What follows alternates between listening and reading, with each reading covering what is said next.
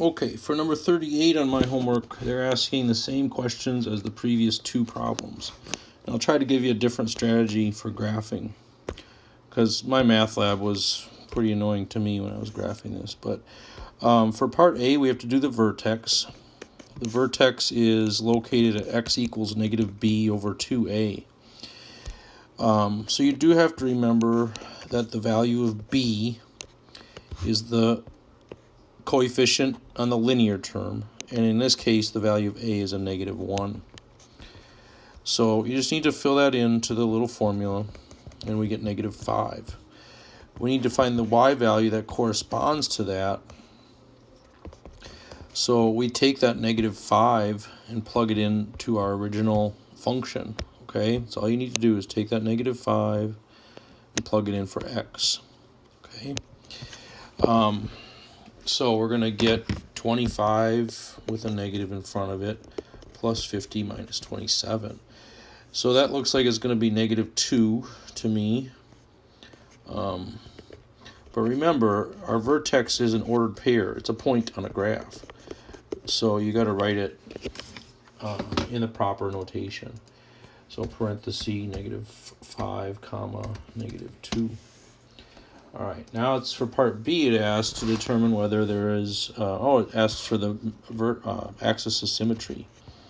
Axis of symmetry, if you haven't watched the other videos, the axis of symmetry is located at x equals negative b over 2a.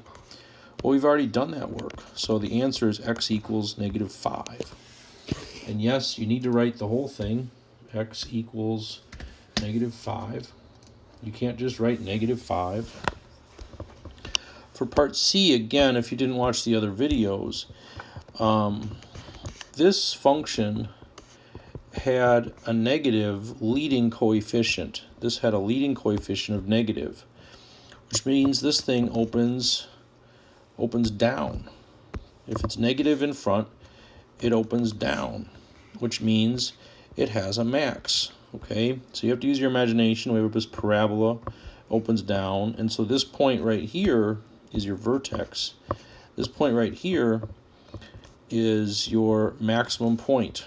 Okay, so that's going to be the answer. I'm going to click it has a maximum, and then it's going to ask you for what the maximum value is. Well, all you have to do then is write the y value from your vertex. Your vertex had a y value of negative 2. So that'll be our maximum value. Now for part D, the sketching of the graph. And I know my math lab can be annoying on this, but we know that it opens down. We know the vertex, negative 5, negative 2.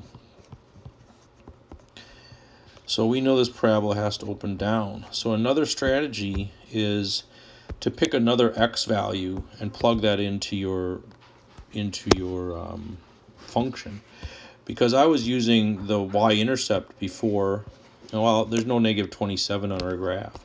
So what you can do is you can pick a different x value. So I would usually pick something close to our vertex.